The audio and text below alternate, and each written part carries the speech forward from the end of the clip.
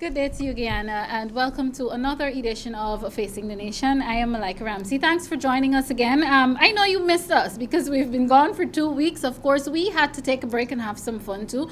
The first Friday that we were gone would have been the 23rd of February, which was Mashramani Day. And then last week we celebrated Holi. We celebrated Pagwa. So we had that 2-week break. We are back with you this week. As usual, the two halves segment of the program is back. Today we'll be focusing on the business sector, and then we'll be going across to, in a sense, the Ministry of Communities and what is happening. So my first guest is from the business sector, and the second guest coming up in the second half of the program. We're expecting the Director of Solid Waste Management in Guyana, of course, Mr. Walton Orion. So he'll be telling you about all the progress that his department would have made since we last spoke sometime in 2017 and things to come.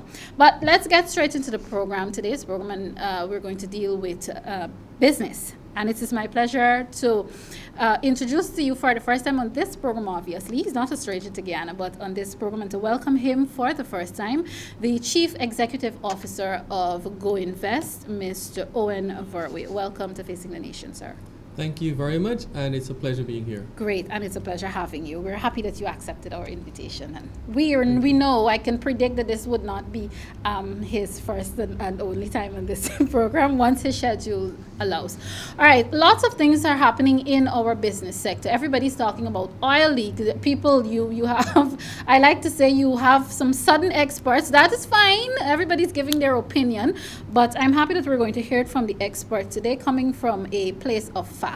Some people don't like to be dubbed expert, but I'm going to dub him that for today, just so that we can put our conversation in context. What is the purpose of Go-Invest? Thank you. Let me be happy to answer that question because it helps to put a lot of context on expectations from everyone out there. Okay. So Go-Invest is the Government of Guyana official agency created in 1994 for the promotion of investments into Guyana, the facilitation of investors, foreign direct investments into Guyana. Okay. Secondly, the promotion of export or trade out of Guyana. Last but not least, a role that is not has never really been performed fully, which is policy advocacy, to advocate on policies that are favorable towards investments and exports. Okay, all right, great. In saying all of that, what really is Guyana's position now? Again, I did say it earlier. Everybody's talking about Guyana's economy booming. One of the reasons because of oil, we're doing so good and more than people expected. How is Guyana slated, our country as a whole, as a people? How are we slated to benefit from all that is happening in terms of business? Whether it be oil, mining, whichever sector, how are we slated to benefit as a country? We're slated to benefit very significantly from oil. And on all the others, as you say there. So first, let's look at the oil, because that is the going topic, that is the going activity, that is the major game changer in the Guyana economy and its history. Yeah. So if we just look at recent news from Exxon and the government of Guyana, Exxon is likely to start production at about 120,000 barrels per day, and it could possibly reach 1 million barrels per day by the end of the 2020s. If you were to just calculate the royalties on that by the price per barrel today and multiply it by 120,000 or 1 million, you'll see the range of income you're talking about just from royalties. Okay. Also, the agreement allows us to share 50% of the production. So there's a second line of revenue stream that you have there. So from direct revenues coming into the government of Guyana coffers, there's significant revenues there that will allow the government to do infrastructure-related work, that will allow the economy to benefit on other areas that we were typically constrained with to implement, whether those are education-related, whether those are socially related. But to a large extent, I think we've been hearing about the infrastructure aspect of it. So that is the direct part of it. The indirect part of it is all of the economic activities that need to occur for production and continued exploration to happen in the oil and gas industry. Okay. So if you think about it, every one of these companies, whether they're the top tier subcontractors or the subcontractors, they will need from simple services as PR, accounting, finance, legal, logistics. They will need office accommodation, they will need residential accommodation, they will require transportation. If they're providing a hard service in the oil and gas industry, they'll need space for putting down equipment or supplies to the industry. They'll need manpower to do whatever it is there. They'll need the specialized vehicles and the specialized equipment to move or to do whatever it is they have to do. Further down the line, we are all human beings. They'll need some sort of entertainment. Exactly. So the entertainment sector will benefit. Tourism, they'll want to see a little bit of Guyana, and hopefully we can have that, that act put together. So when you add all of those activities up and you look at its contribution to GDP, there's a lot that can be at stake there. I forgot to mention the most important one. Every human being needs to eat at least 3 meals a day. Food, yes. So there will be a demand for food. Guyana is already self-sufficient in our agricultural food production, but with an influx of that number of people, it's not a significant uptake, but we do need to up the quality and probably the variety of foods that are on the market. So just looking at the oil and gas alone, and from the economic generating capacity, all of those are activities that are likely to happen there. We can look at the same thing for the mining sector, what is happening, and gold is relatively, the prices are slightly moving upwards in a relatively stable position right now. The outlook in the international market and gold prices seem to be favorable too, which means that continued exploration activities are going to occur. It also means that, we may see some exploration moving to development and mining itself within the next 36 to 60 months from now. I'm happy that you talked about that, it's especially touching on mining specifically, because sometimes when you're in your little groups, whether it's in a classroom or a work setting, whatever setting, there are people who are concerned, and I've heard this argument before.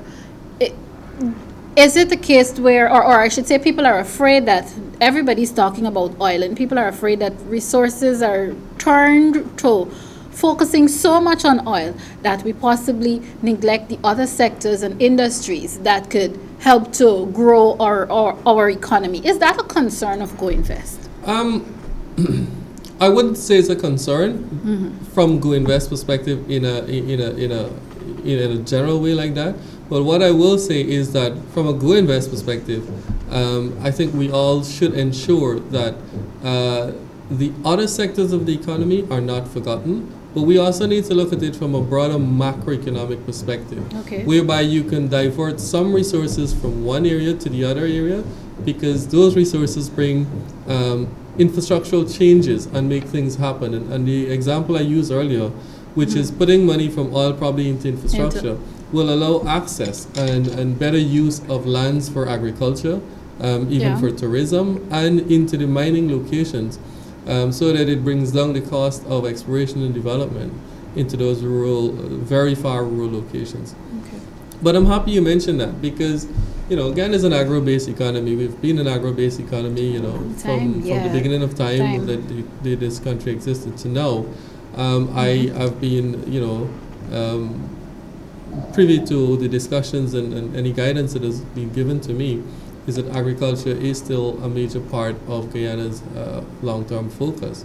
We would like to diversify somewhat, that's one, but also moving up the value chain, going more into value added rather than being a commodity producer, getting as close as possible to a final product producer. So for example, we do a lot of rice and we do a lot of cane, and then cane into sugar. It's getting down to the value-added products that they all do. We do a lot of logs and a lot of lumber, but getting down into the actual value-add products is where we need to go.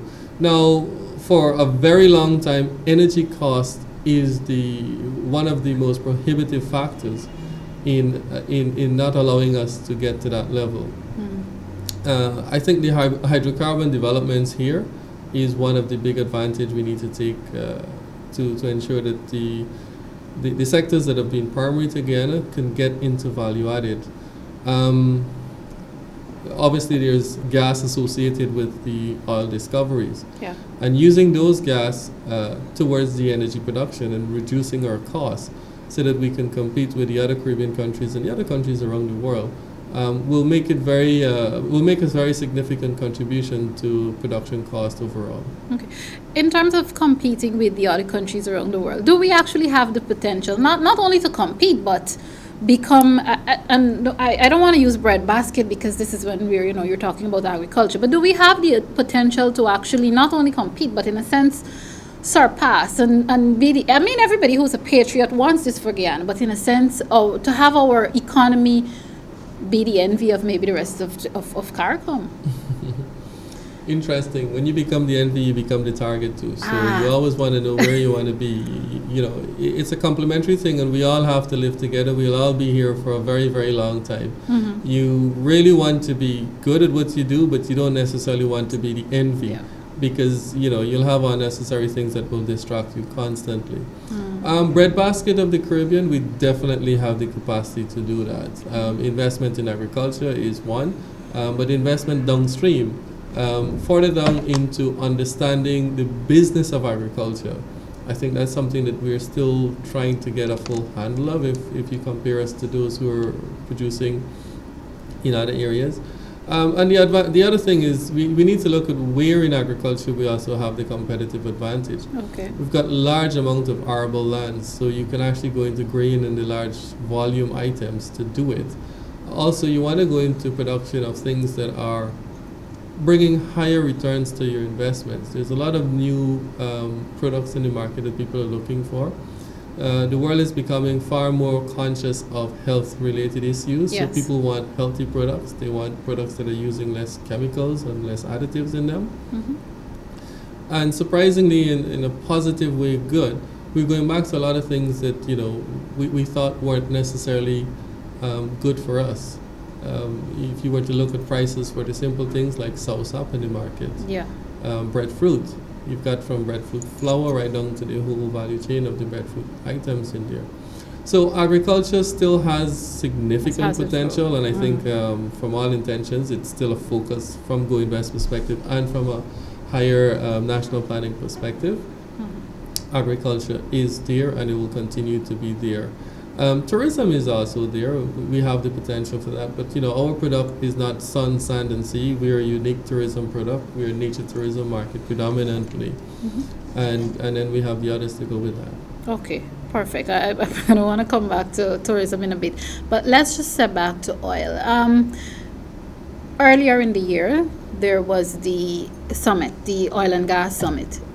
Is it too soon to say if we've been able to reap the benefits of new investors from that? If not, how have we benefited as a country so far? And of course, again, it's still early. How do you expect that our economy and even in the emerging oil and gas sector will benefit from that summit? Mm-hmm. Interesting. I do agree with you that it's probably a little bit too early, 4 weeks after an event, to see significant benefits. But let's go back to the objective of the event. The first and foremost objective was create the network and create the awareness by bringing everyone to that location. So it was to create the network and association amongst the foreign, the non-Guyana based oil and gas industry, which are all the executives and the decision makers in oil companies not present in Guyana. Okay. And secondly, those who are in Guyana or closer to Guyana to be present here. So it allows everyone to be in one space to start creating that network and discussion. Mm-hmm. This space allows for those who are interested in this market to know who else is here and who else is interested in this market and begin the business discussion from that perspective. Yep. The second part of it was to allow those who are present in Guyana and interested in this oil and gas market to meet those who are coming in, to better understand what potential and what opportunities are here. And last but not least was to give the opportunity for people to hear directly from Exxon, the history, what is going on currently, and where they plan to go in the future. Mm-hmm. So even after that event, we've heard of substantial discovery after that, which makes it even more. So I think the first thing that the event allowed to happen was that network to be created, to know all of those who are looking to be in this market, some awareness of them, Yes. begin that discussion, and for them to understand what the market is. Guyana, like every other country, is unique. We're different from other places. Rules, regulation, customs and culture, the entire business environment, what is available and what is not available. So it allowed for all of that awareness process to start with the decision makers from companies and those who are considering investing to be here and to get that awareness. And I think the large number of attendees that we saw is a good indication that a lot of people are interested in this market, and a lot of people wanted to come and see what is there. They made a financial commitment which was quite significant, and it allowed for that. Some of the benefits we saw directly was companies that were talking to each other before or started talking even during the event, signed some sort of agreement to either partnership or a joint venture or some sort of alliance where they can represent each other. I think the good part of that was, and this is from our take, is for people to understand that yes, it's oil and gas, but it's not just the hard part of the business, not the physical pipe and the other activities. There are other things that are related and people are looking for opportunities. So for example, a partnership was shared that was publicly announced was in the education sector. So it was someone who does education services in Newfoundland and Labrador to speak to a Guyanese entity that provides education services here to look at the opportunities of how they can provide direct oil and gas services. Direct education services for those in the oil and gas sector. Then there was one in medical related industry, which is those who are looking for that type of services and the chemical, the laboratory services for it. Then we saw one talking about logistics related activities. And in your field, PR, there was an agreement signed between one of them there. So just that sort of connectivity and networking starts the process and get it going. For a lot of the Guyanese companies, it was good for them to hear the presentations and to know what is likely to happen in this industry. What are the likely demands? What are the volumes? And then more importantly, where is it that we're not capable right now? And there's a lot that we're not capable of right there's now. always the room for improvement, so you know exactly what to work on. And how the It's more approach, how. It's more of how. It's a very big step upwards. So the how is important. We probably can't get to that in 24 months, but what we're going to do for the first 3 months, 6 months, 12 months before we get there. So that allowed that process to start. We're not an oil and gas economy. We will be soon. So there's a lot that we have to do, like in any industry when you're first starting there. The guys can tell you, well, there's no one here with an 80-ton crane or a 60-ton crane. A mobile crane that can lift that sort of equipment. Port facility is badly needed. Yes, we have the Guyana Shore Base, but that's probably, I don't know, it's not a significant percentage of what is likely or what is in demand for it. So others will have to come on board sooner or later. I'm happy that you're talking about all of these sectors and how so many groups and again sectors can benefit from this, because like you rightly said, if people hear oil and gas, you're just thinking about the one-track mind, just the physical of it. So I'm really and truly happy that you're bringing all of that to light and showing indeed how we can specifically benefit. Earlier, you spoke extensively about agriculture, of course, when I asked about whether or not there's a concern of neglecting other sectors. One of the things I should have probably asked then is about Go-Invest working along with the Guyana Lands and Surveys Commission in terms of land for concession lands for potential farmers. Let's talk a bit about that. Well, I'm happy you mentioned that, because everyone considers Go-Invest the duty-free concession agency, and I really don't like that, because I think that does not help people to understand the various types of incentives that you can get for your investment or for an investment. And so what I usually tell them is the incentives, and the incentives can range from fiscal incentives like a tax holiday, the tax incentives in terms of the import duties and taxes, and then you have land. and you have other types of concessionary items you can get. So we do work along with Guyana Lands and Surveys, and we've got a very good relationship with them for quite a while now. We work towards that, and we meet on a weekly or bi-weekly basis depending on the demands. So all lands over 40 acres, the applications either come to us or Lands and Surveys would refer to us for some sort of business review and due diligence work to see that it's not someone who is just trying to grab land and sit in it, but someone who is looking to do something more constructive, and we share that information with them. We also have a project implementation monitoring, or what we call a self-compliance monitoring, that we use for companies or individuals we will offer tax incentives to, that we try, and I know Lands and Surveys is trying to use a similar method to monitor the lands that they've allocated to people. In many cases, I do feel for the work of Guyana Lands and Surveys, in that lands have been given out to quite a lot of people in large portions, and to be quite frank, it's either unutilized or underutilized. And these are lands that are close to where infrastructure is. So you've got water, you've got roads, you've got electricity and other things. But the lands are underutilized. So your investment as a government in all of the infrastructure required for that land to function effectively, and the land is not functioning. It's not functioning, so you're not really getting your best return on it. Mm-hmm. So some of those lands, should be either going to different parties or going to different uses, or some action is needed. But in general, we work with them in that. Many times when we're facilitating foreign investment parties who are looking at land-related stuff, we coordinate meetings with them. We go to events with them. Or in cases where we know land is of the interest and it's an event that we were, offered a free passage or a ticket or invitation to attend, we would recommend and facilitate that Lands and Surveys attend those on our behalf. But that's a big part of their challenge. Land has always been and will always be a contentious issue in Guyana and every other economy you go to. But the government's role is largely to ensure those lands are used for the best possible return you can get for it. We work with them for agricultural lands. We also work with them for lands that are of industrial nature, if someone wants lands for industrial use. If it's under the control of Guyana Lands and Surveys Commission, we work along with them for that too. Okay, all right. So that's a big part of it.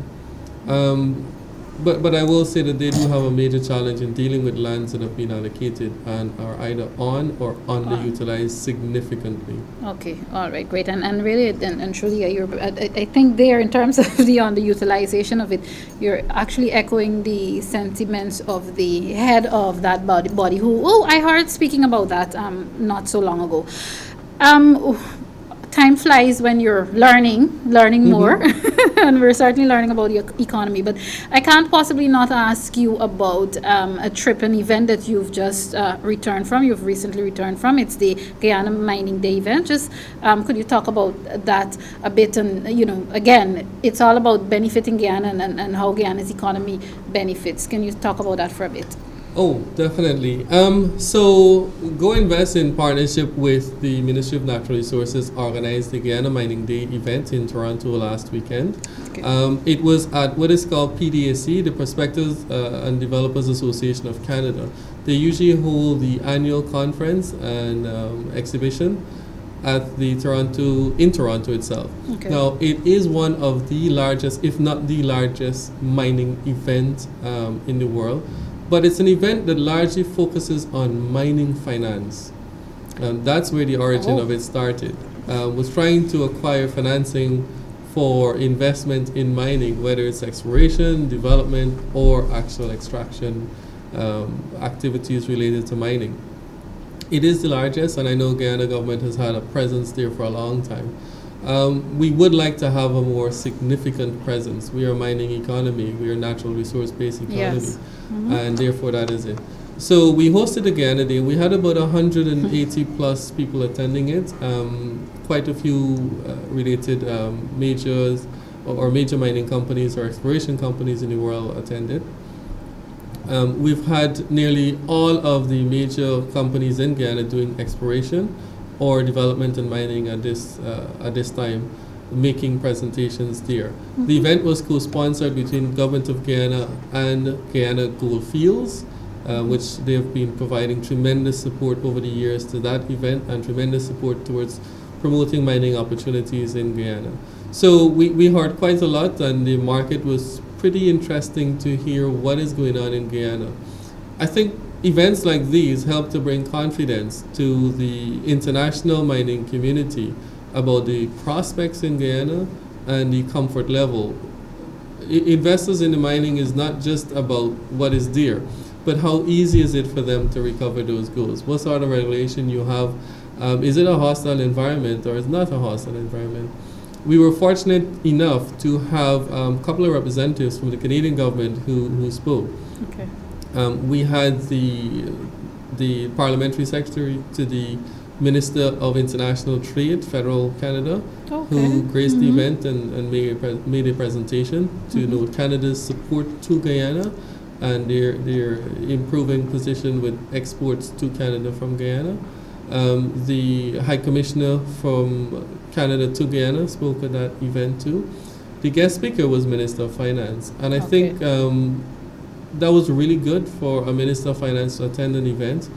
Yes, because I would either expect either the Minister of Business or, in our case, the Minister of Natural Resources to attend that. Yeah. So I think, unfortunately, different commitments and priorities for some time, but the Minister of Finance made a very good presentation, provided a very good economic overview as to what is going on in Guyana, and then an outlook as to what do we expect. Nice. And that was very well received.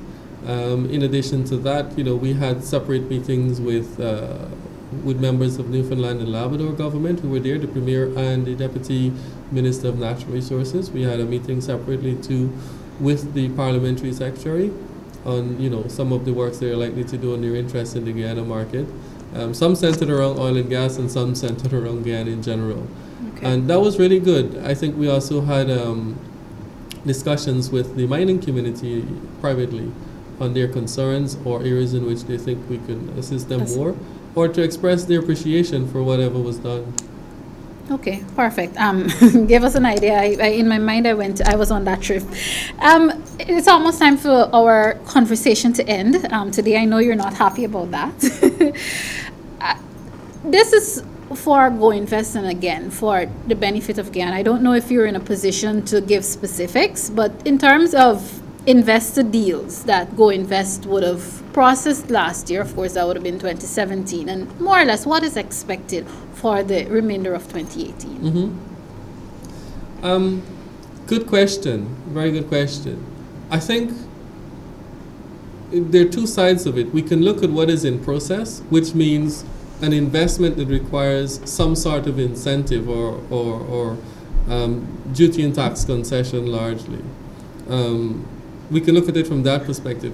But we can also look at it from the bigger perspective as to how many investors and investment-related activities that we have supported in the economy over, or likely to support in the economy too over the year. So I think looking at it from this way came about after my first 12 to 14 or 16 months, and realizing that, for every 10 that comes through the door, probably 4 would result in an investment agreement, but you would have made significant contribution to the other 6, some of whom may not result in an investment, and some would have resulted in an investment, but not requiring an investment agreement either immediately or at all because of the nature of the work. But we provide tremendous support for them in terms of giving a bit of an overview of the economy, giving them direction as to where